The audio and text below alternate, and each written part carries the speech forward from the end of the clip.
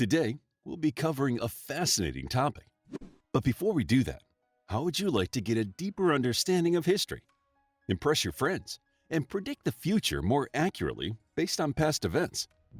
If this sounds like something you might be into, then check out the brand new Captivating History Book Club by clicking the first link in the description.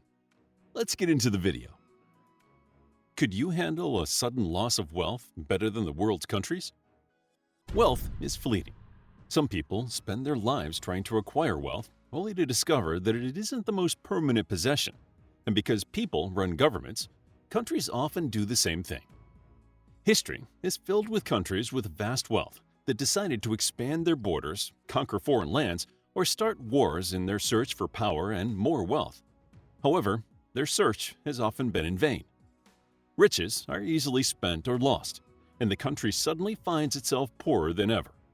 This has happened repeatedly throughout history. Many European countries like France and Spain found great wealth in their New World colonies. When the government mishandled that wealth, the countries tumbled into a time of social upheaval and national poverty. Spain lost its standing as an international superpower, and France found itself amid the French Revolution. The dangers of wealth and its effects can still be seen today. Modern countries continue to follow this historical pattern of gaining wealth only to go poor suddenly. What follows are 5 countries that have made it rich and then lost it all on fortune's revolving wheel. Number 1. Mali. Mali is a landlocked country in West Africa. It is one of the poorest countries in the world, and most people rely upon subsistence farming to survive. They can supplement their income by growing cash crops like cotton or taking other jobs in the gold mines or other seasonal work. But most in Mali still rely upon farming and their livestock for daily life. It didn't used to be this way. The Mali Empire arose in the 13th and 14th centuries, and it was a time of great wealth for Mali. Sundiata Keita founded the empire around 1230 CE, after rebelling against unfair trade restrictions under the Kingdom of Soso. Mali Empire centralized its government around a king. They believed the king had mystical qualities, which helped inspire loyalty. Within a century, the Mali Empire would become one of the wealthiest in the world. They had 3 primary sources of income: tariffs, commerce, and natural resources. Mali was at a natural crossroads in the medieval trade networks in Africa, so they taxed anything that came through their empire. They also had famous markets that drew merchants in from places as far away as Europe and the Middle East. Mali also had gold, which was in high demand because it was greatly valued universally. Seemingly, Mali was economically secure. However, by the 15th century, it was in decline due to civil wars to determine the next king and a change in the trade routes. As people grabbed for power, the empire crumbled. Trade routes shifted from land to sea as merchants discovered that sailing was faster than crossing the Sahara Desert. With the loss of their income, the empire weakened and was finally overtaken by the Moroccan Empire. The Mali Empire extended far past the modern-day country of Mali, but today's Mali has not yet recovered from the collapse of the empire. But the people today are taking steps to improve their country. There are some industries, although that sector still isn't fully developed, and there has been a greater push toward privatization, which has accelerated since 1992. The government still relies upon external aid. Although the country has suffered from mismanaged resources and national debt, they are working towards debt relief and more liberal domestic markets to pull themselves out of poverty once again. Number 2. India. India has the second largest population globally, and its rich culture and history are reflected today in its multi-ethnic, multilingual society. It has seen increased scientific discoveries, information services, and a growing middle class. They have recently made impressive strides toward eradicating poverty, but poverty and economic inequality have been part of India's history for many years. India's financial standing has improved dramatically since the 1950s. They are one of the fastest growing economies today, but they still suffer from a surprisingly low GDP. Their economic situation has not always been this way. India was wealthy when the Mughal Empire ruled. From the 16th century to the mid-19th century, the Mughal Empire controlled most of India and part of Afghanistan as a Muslim empire. They began their rule in 1526, when Babur, a Turkic prince, began conquering land around him. The empire continued to grow until 1707. During that time, one of the great rulers was Akbar, who ruled from 1556 and 1605. He inherited the throne with the empire falling apart. He managed to turn the realm into a flourishing and wealthy dominion by way of conquest and restructuring the military and government. When he died in 1605, the Mughal Empire was so large and prosperous that it was one of the greatest empires of its time. One of the reasons Akbar was so successful was that he did not alienate his subjects. He did not force his Islamic traditions on the Hindu people, and he made sure that monetary tribute received honor and support. Akbar also created efficient revenue assessments to protect the peasants from overtaxation, keeping money flowing. This financial consideration did not last. The later rulers of the Mughal Empire were only interested in living a lavish lifestyle without taking care of the people. They raised taxes excessively and fought for power, creating public resentment and weakening the empire.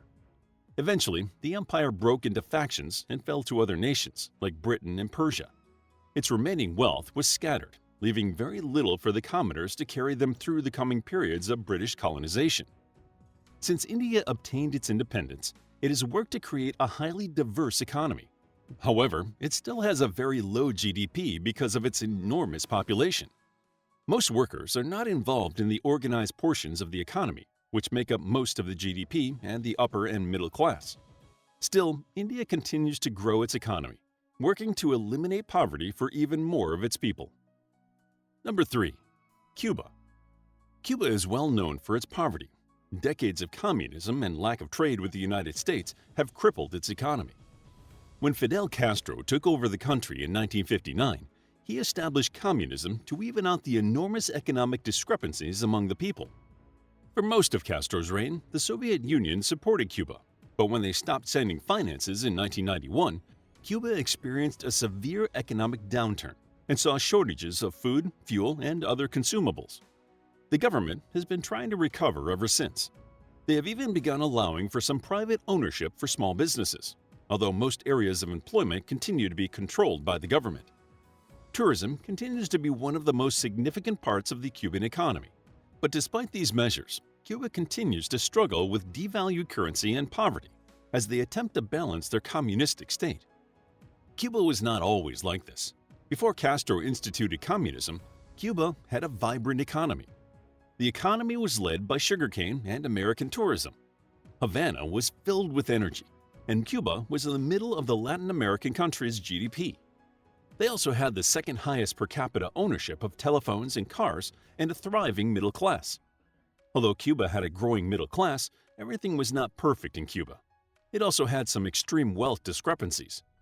Many people lived in deep poverty in the countryside, barely making enough money harvesting sugarcane to survive the rest of the year.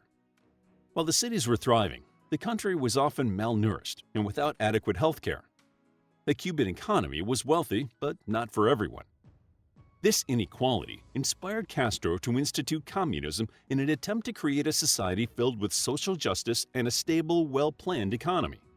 Instead of raising everyone into the middle class, he accidentally created a society that could not survive economically without outside support by enforcing strict regulations in a bid to secure power. Castro's communism plunged the entire nation into poverty as the American embargo took its toll. Today, Cuba is still a communist nation, but many of the strict regulations from Castro's reign have been lifted. While the government still owns major industries, Cubans are now allowed to own their own houses and small private businesses with government approval. While poverty continues to be prevalent in Cuba today, they are working to reverse it and move the nation back towards the wealth it had less than a century ago. Number 4. Iraq. Iraq was under political, economic, and military turmoil for years, which negatively impacted its economy and left the country with a low GDP. Today, much of their economy relies upon the oil industry, which does not employ many Iraqis. Most people are involved in agricultural work. This sector faces many issues like soil quality and drought, so the yields vary annually. There have been recent attempts to improve the economy, but governmental mismanagement, internal violence, and soaring inflation have all made these attempts patchy. Today, poverty abounds, with many people being food insecure and having no access to safe drinking water. It has not always been this way. Iraq used to be part of Mesopotamia, an ancient land that supported some of the first civilizations. It was a valuable and wealthy area coveted by the great Western civilizations like Macedonia and the Roman Empire. The land then came under Islamic rule and later British rule. They officially became independent from Britain in 1932, but it wasn't until the 1970s that they began to thrive economically. The oil and gas industries dominated the 1970s economy, bringing significant wealth into the country. Iraq became one of the most advanced economies in the Middle East, with a growing middle class and access to good education and healthcare. The government still controlled much of the economy, but they were beginning to experiment with privatization. When Saddam Hussein took over and plunged Iraq into years of war with neighboring countries, that all changed. Some say he began the war with Iran because he was power-hungry. Others say there had been border raids on both sides for months before the war, so Hussein was trying to protect his country. Regardless of the reason, the First Persian Gulf War led to years of conflict and economic instability, from which Iraq is still trying to recover. Number 5. Venezuela. Venezuela's economy has declined sharply in recent years, leaving it one of the poorest countries in the Americas. The government maintains strict control of the economy, but has been unable to address the underlying issues behind hyperinflation and food shortages. Their economy mainly relies on the oil industry, but a global downturn in the 1980s sent the country into a negative spiral. Today, much of the country lives in poverty, unable to get enough of the food, water, and essential household goods needed to survive. Severe sanctions and fixed prices have led to shortages so severe that some companies have closed down and left the country, further intensifying the economic depression. The difficult situation in Venezuela has not always been this way. In the 1960s and 1970s, Venezuela had one of the better economies in Latin America, supported entirely by the oil industry. That wealth meant the country enjoyed some of the highest wages in Latin America at the time. Their government knew that oil alone could not support the nation forever. They attempted to diversify by sowing the oil, or using profits from the oil industry to support other sectors in the country, like iron ore and other metal production.